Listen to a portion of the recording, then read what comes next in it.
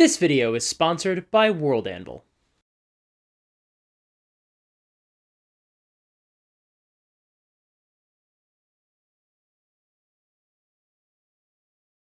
This isn't universal, but I've noticed a trend pop up with some of the largest, most influential creators in certain industries.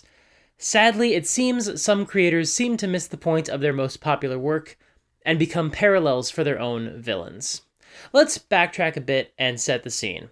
Death of the author and authorial intent have been a topic of much debate in online spaces for quite some time. And for a long time, honestly most of the 2010s, it felt like two divisive creators were used as go-to examples whenever this topic came up. The first was J.K. Rowling, who kept adding details to Harry Potter after the fact, about which side characters got married to whom, how her books were secretly more diverse than they really were, or how before Hogwarts had plumbing, wizards used to just poop in the halls and disappear it with magic. A real thing a real person decided to declare about one of the most popular franchises in the world. Also, the second book has a secret monster that's been living in the plumbing ever since Hogwarts was built. What do you mean before Hogwarts had plumbing? It was a pretty big plot point that it's had plumbing the entire time. Why did you add that detail? She's so weird. And the other creator was George Lucas, who had continued to edit and re-edit his work as the decades passed, adding in more and more CGI, revising deleted scenes, and monkeying with the Han Solo and Greedo scene every few years, apparently never satisfied.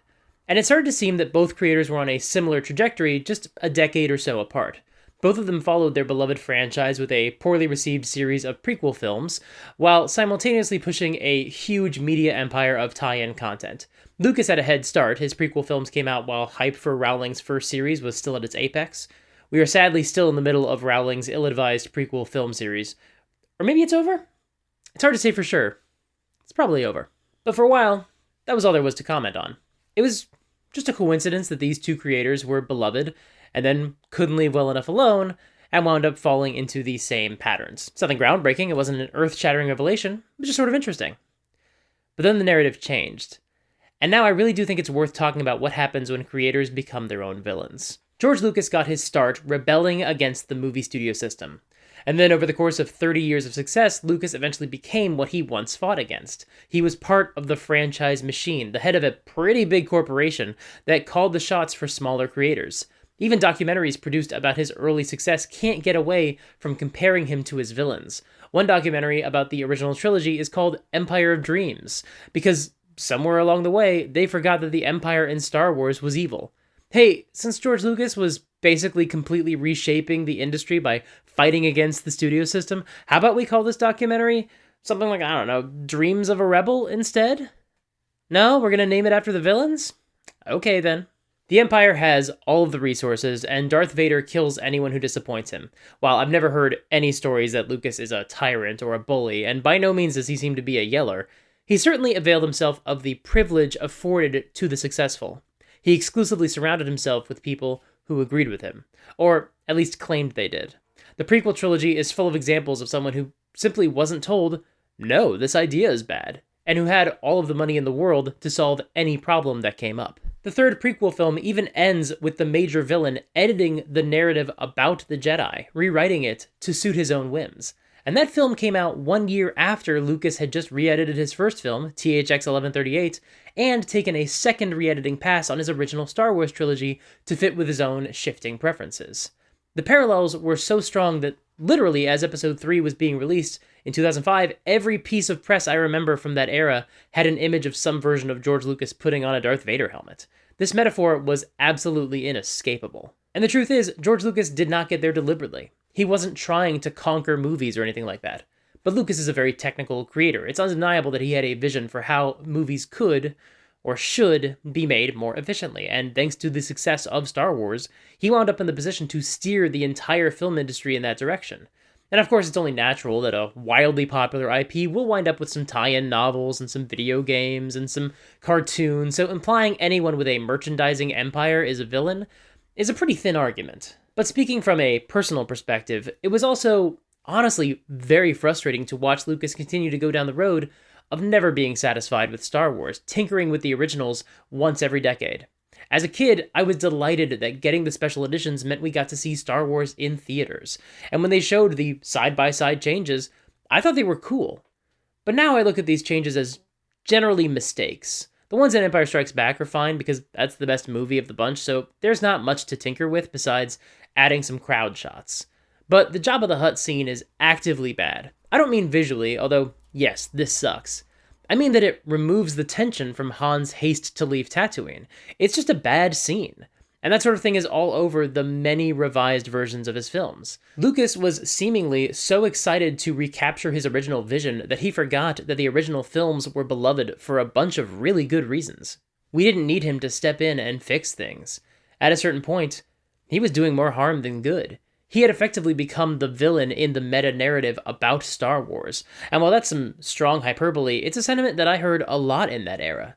That doesn't even get into discussions around the quality of the prequel films themselves, which is a whole other can of worms. Now, as we all know, George Lucas eventually sold his career-defining properties to Disney, and then he promised to donate money to charity and started trying to build low-income housing, though that project has been stalled due to pushback from local politics. From what I can tell, no progress has been made in almost a decade. We'll see if anything ever does come of that. I sure hope so. Now, let's be fair. Whenever we talk about big corporations in control of major franchises, this game gets trivially easy to play. For example, Disney is Thanos because they're on a relentless mission to acquire every single property they can get their hands on. Sure, it works, but for that to be appropriate for our purposes today, you kind of have to pretend Thanos is the only Disney villain, which doesn't really scan. Disney is famous for their villains, so it stands to reason that some of their villains will wind up being ironically reminiscent of their own actions just because they've had so many villains. That being said, sometimes a corporation makes the comparison extremely easy to see.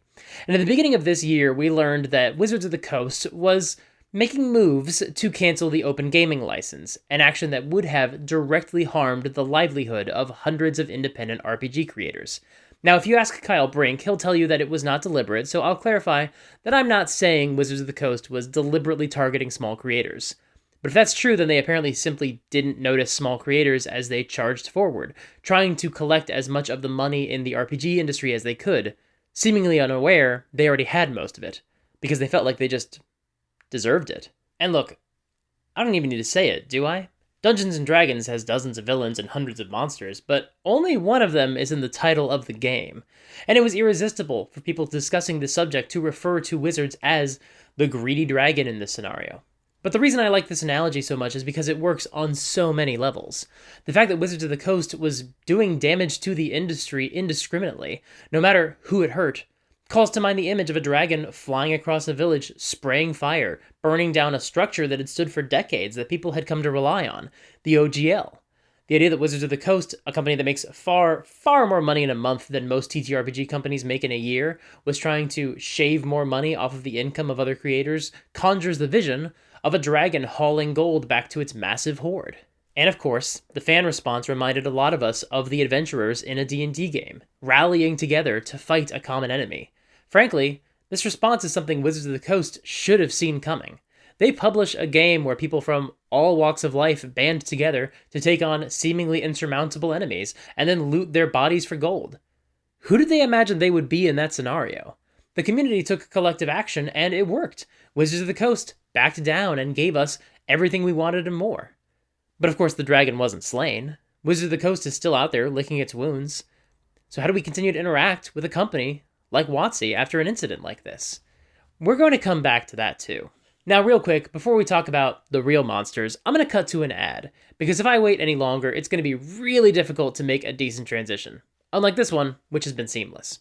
Enjoy the advertisement. Hey y'all, so real talk, I don't have a World Anvil ad. I meant to write one yesterday, but then I spent all day designing my own fictional world. I've been creating new articles about my villains, their henchmen, their factions, their headquarters, and their history. Actually, that sounds like it took all day, but it really didn't take that long. World Anvil has these really useful templates that act as prompts for you to create your content in really efficient ways. No, really I didn't write an ad because I was busy setting up links between all of these pages to connect them. Actually, that took even less time. World Anvil has this awesome auto-linker feature that helps you connect all of your relevant articles quickly and easily. No, the real reason I didn't do any writing is because I was so focused on dusting off an old novel idea and doing some writing. Which actually wasn't that hard. World Anvil has a really cool manuscript feature, so I was able to access all of my content about my world while still working on my prose. So really, I don't have a good excuse for not writing a World Anvil ad. I'm sorry. But I can make it up to you. If you visit worldanvil.com/supergeekmike and use the promo code SUPERGEEK, you can save 40% off of any annual membership. Once again, that is worldanvil.com/supergeekmike and use the promo code SUPERGEEK at checkout. Again, I'm sorry, that's just my way of apologizing for not writing an ad before I filmed. I hope you forgive me. Now, we could play this game all day. There are other creators we can also view through their villains if we tried hard enough and got creative with our parallels. For example, maybe Kathleen Kennedy, the head of Lucasfilm under Disney, is Supreme Leader Snoke, because she took over the Star Wars empire after the previous emperor tried to recapture the magic of its glory days, and then the whole endeavor fell apart super fast. But that's kind of superficial. And is J.J. Abrams' General Hux undermining Rian Johnson's Kylo Ren in the third film? Is Johnson Kylo because he's divisive, or because a portion of the fan base believes he redeemed Star Wars? Colin Trevorrow got fired without getting a chance to do anything. Does that make him Captain Phasma?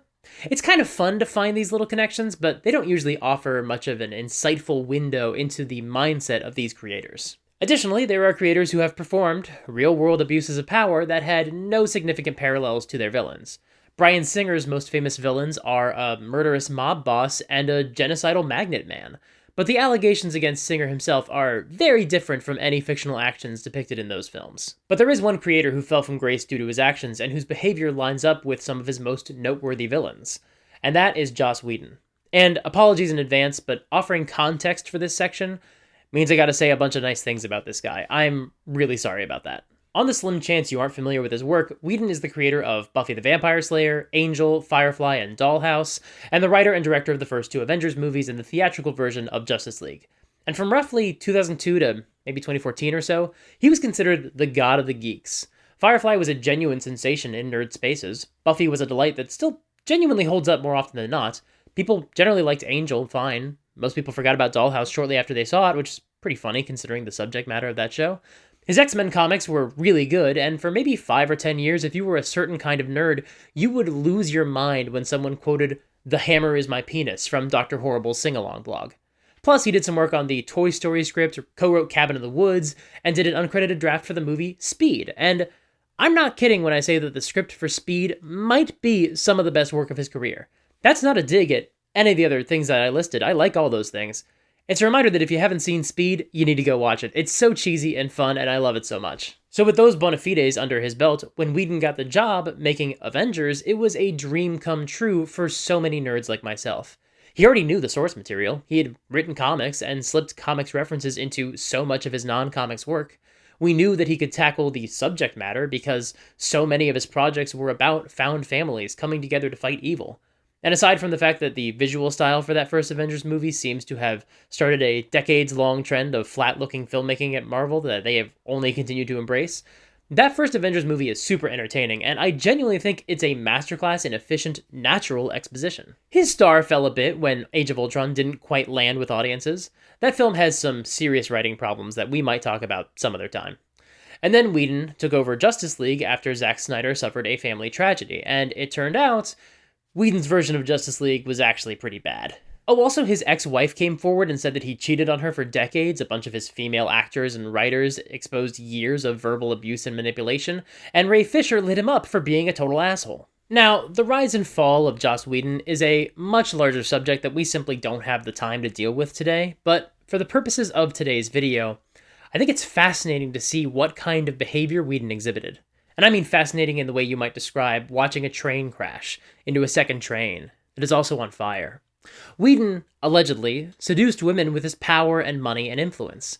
He gaslit and manipulated the people in his life. He made the fan community believe that he was a trusted ally, and once he had been welcomed into these spaces, he preyed on young women and took advantage of them. What sort of monster does that remind you of? Obviously, we all know that Buffy the Vampire Slayer has a bunch of different kinds of monsters in it, but what made the Whedon revelations all the more upsetting was the fact that these monsters were often metaphors for toxic male behavior, or for other challenges that young women must deal with as they navigate the world and figure out who they want to be.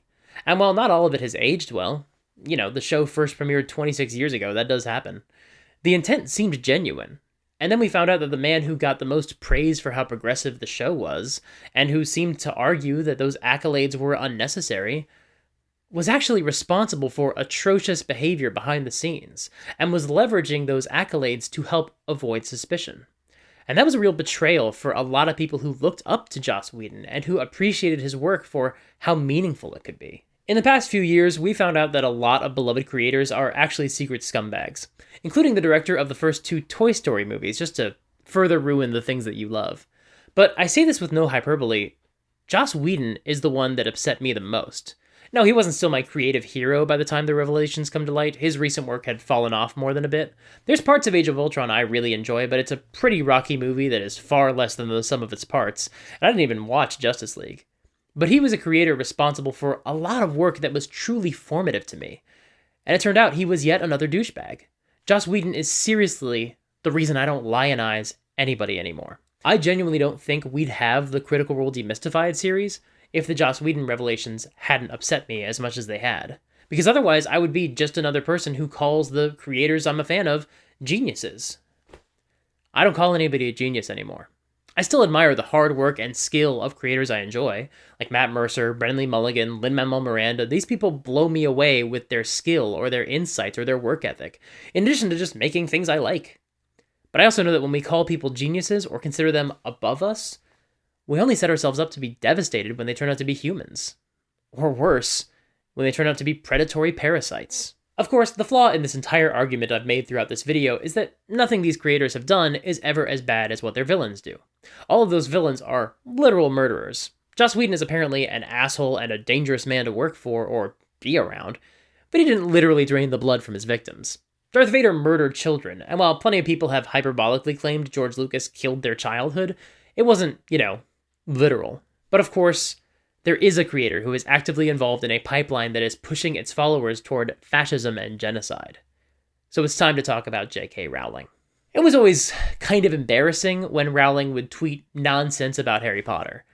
But in hindsight, we didn't know how lucky we had it. Because in the last few years, Rowling tumbled down a rabbit hole of trans-exclusionary radical feminism and became the ultimate queen of the TERFs. I used to think it was interesting how similar the trajectories were of Rowling and Lucas.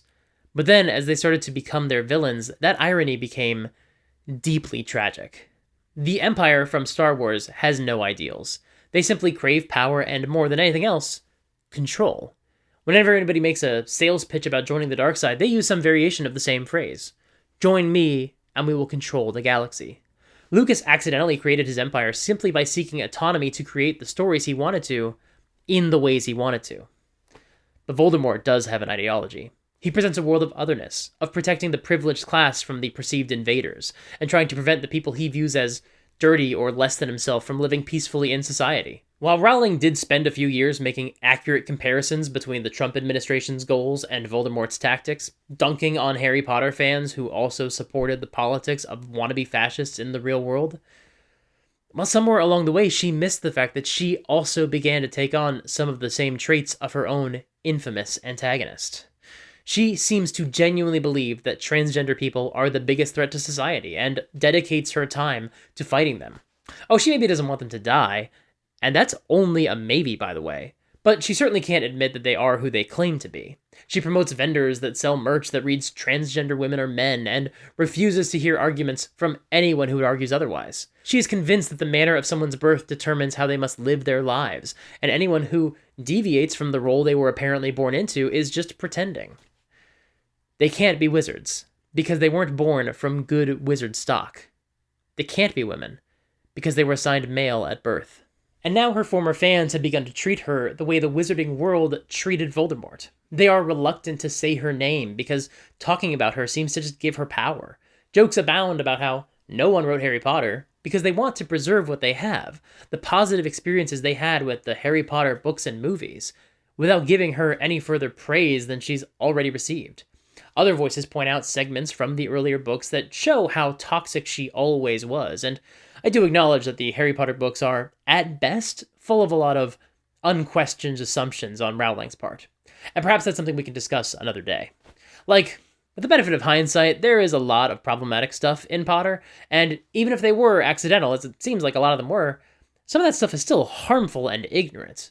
But regardless of her intentions when she wrote the original books, the truth is the modern J.K. Rowling has given herself over to hate. And I don't say this next part lightly. TERF rhetoric is a funnel toward fascism. Rowling is shocked that some scumbag men she doesn't agree with are popping up to support her, just like how a bunch of TERFs were so flummoxed that neo-Nazis joined them for an event to march with them and throw up those salutes. But that's how it works, Joe.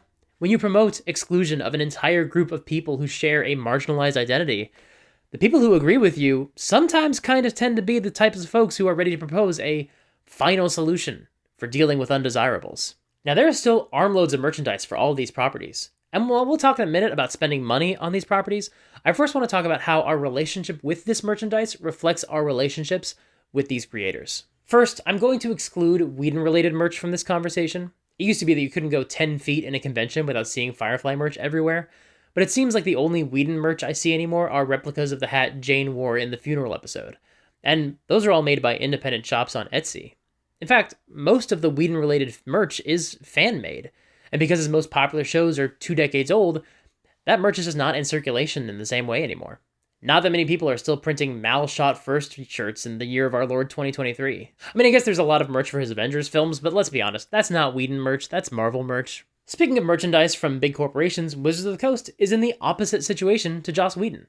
All they make is merch. I mean, there are 2 definitions of that sentence. First, we just saw a video in March announcing a bunch of toys and products to tie into D&D. They've got a lot of merch, and they are ramping it up right now, as well they should. That's what you do with a popular franchise.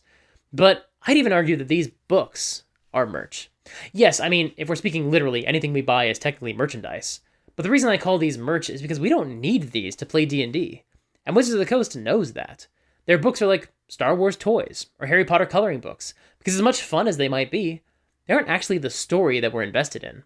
Star Wars has the movies and TV shows, that's the core product the audience is invested in. All the Star Wars merch we buy is meant to evoke those stories, to remind us of what we like about Star Wars. Harry Potter's core products are the books and the movies. But for D&D, the core product is the game session. That's something Wizards of the Coast can't sell you, much as they might wish that they could. Now, do not get me wrong, these books are still super duper useful. I'm genuinely glad Wizards of the Coast makes them. It makes it so much more possible for people to play and run D&D. That's vital work. I'm gonna make more videos about them. They're awesome. But we technically don't need them. Certainly most of us don't need all of them. These are, in a way, just another way for us to associate ourselves with the brand we enjoy. Now let's move on to the other 2, the big 2. Star Wars and Harry Potter.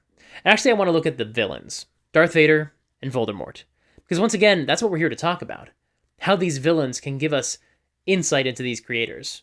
And I think our relationship with these villains and our relationship with these creators is represented in how these villains appear on merch. Darth Vader has few ideals outside of maintaining the Empire.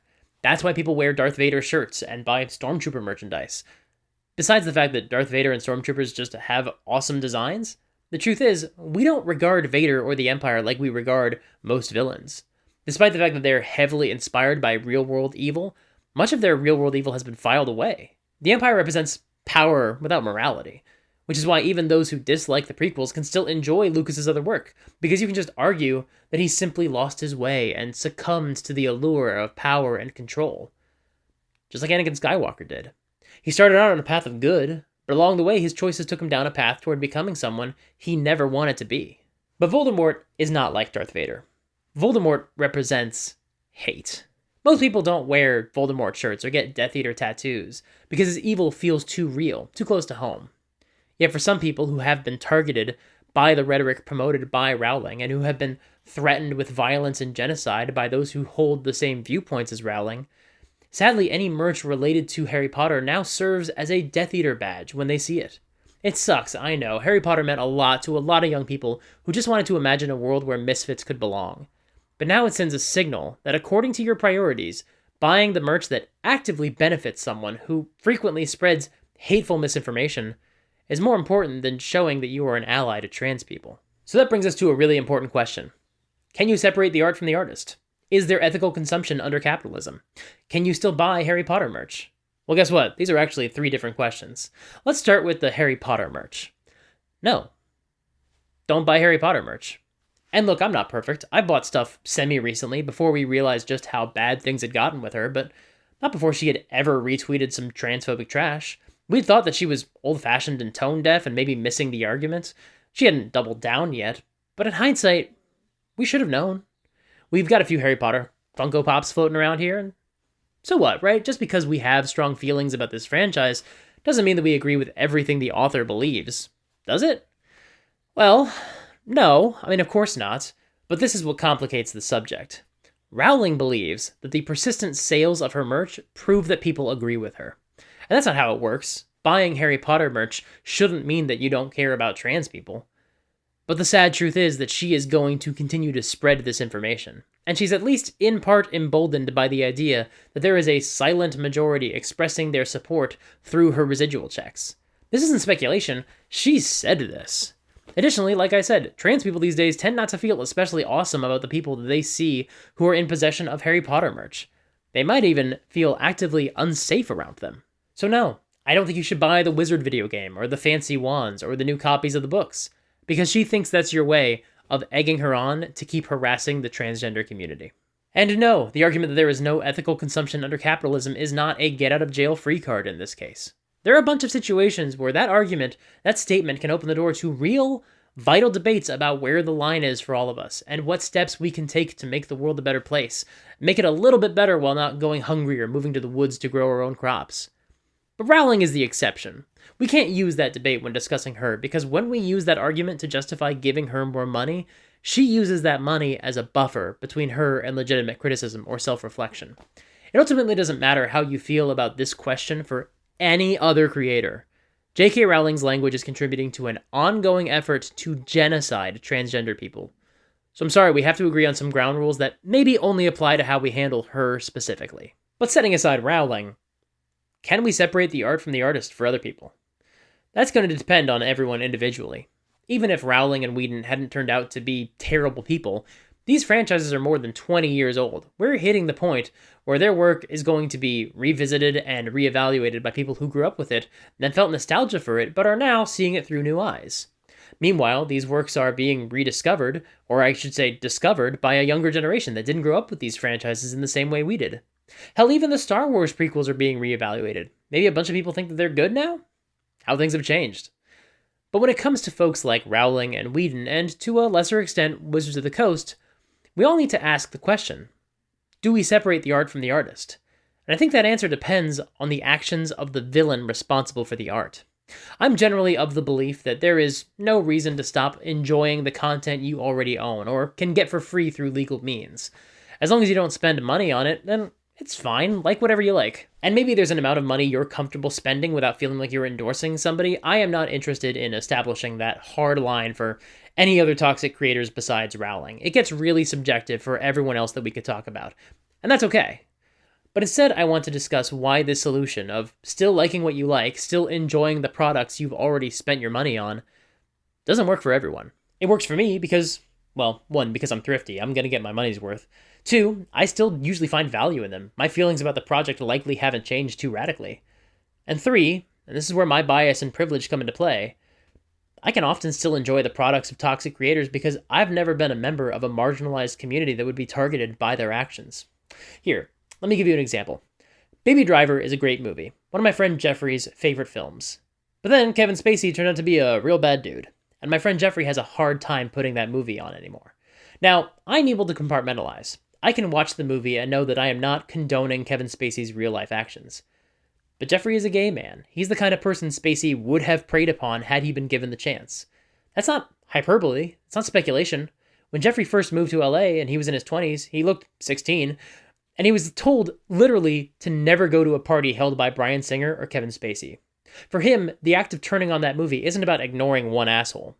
It's about being confronted with someone who would have used his power on someone like him specifically. Similarly, a lot of my trans friends have effectively had to go cold turkey on Harry Potter because they can't separate the art from this particular artist. Nor should they be forced to. Finally, I want to talk about how these creators' stories might end and what we can do. How can we handle these creators going forward? Let's talk about Whedon first, because he's an interesting one. Last I heard, he was in therapy, or seeking therapy, I don't remember, and that's good. I hope it helps. But we actually never need to talk about Joss Whedon again.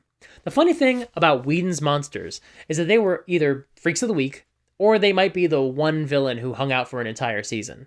And then, once that villain was vanquished, the show moved on to other things. and we hardly ever saw those villains again except through flashbacks or dream sequences. Whedon himself fits into that same category.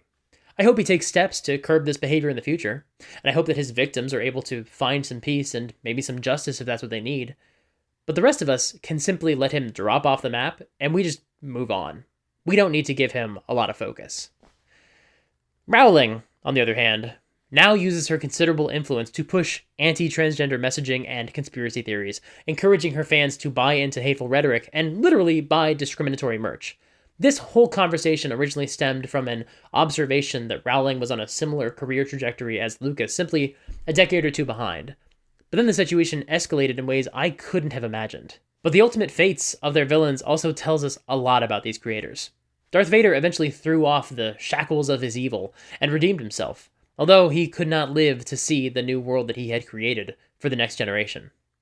But Voldemort could not be redeemed. He was hateful to his core, and everything he did just continued to further this environment of hate. Now, I really hope that does not stay true for Rowling. I hope she someday sees the error of her ways and makes amends. But even if she could somehow undo all of the harm she's ever done over these past few years, and I truly doubt that she could, I just don't think that she's likely to. So I think the only thing we can do is turn our backs on her and continue to fight for the rights and freedoms of transgender people in a world that simply refuses to accommodate them without our help. Without us doing something, saying something. Thank you so much for watching. I know this video is not my usual format, but in light of everything going on these days, I wanted to share my thoughts on some of these subjects. I've been filming this in early April, so I can only hope the situation hasn't gotten worse lately for trans people, or that no other creators I admire have turned out to be secret axe murderers or something. I don't have high hopes for either of those. That being said, the timing for this did wind up being kind of funny. I'm recording this right after the Wizards of the Coast Creator Summit in early April. I didn't go, but everything I've heard sounds like it was kind of a mess. But it also sounds like Wizards of the Coast might be willing to learn from their past mistakes. If they stick with their plans to keep holding these summits and improve their listening skills, that would be a good thing. Meanwhile, earlier today we learned that HBO greenlit a new Harry Potter TV show, and I don't know, maybe it'll be good, but don't watch the show. Don't give this woman a platform. Just my 2 cents. If you want to support this channel, there are a few ways that you can do that. The first is the easiest. Just like the video and subscribe and ring the bell. Those all send messages to YouTube that this is a valuable channel, and that helps a lot. If you're able to support me financially, you can sign up for my Patreon. Even if you only donate $1 a month, that still gets me closer to my goals, and it genuinely makes a big difference in my life. This channel is my only source of income right now, and that was not the plan for at least another few years, so anything you can do to help is really appreciated. If you don't feel like a Patreon subscription is right for you, I have some wish lists below. Please feel free to check those out if that is more your speed. If you can't support me financially right now, I completely understand, but I would also still love to have you join our Discord server. It is a really wonderful group of people, and I think you'd have a ton of fun there. You can also follow me on Twitch to see me do some live streams, and sign up for my newsletter to get some updates about when I have cool things going on. All of those links are in the doobly-doo below. If you want to talk about something happier while still talking about villains, check out my video about my favorite D&D villains. It's a good one. Until next time, play fair and have fun.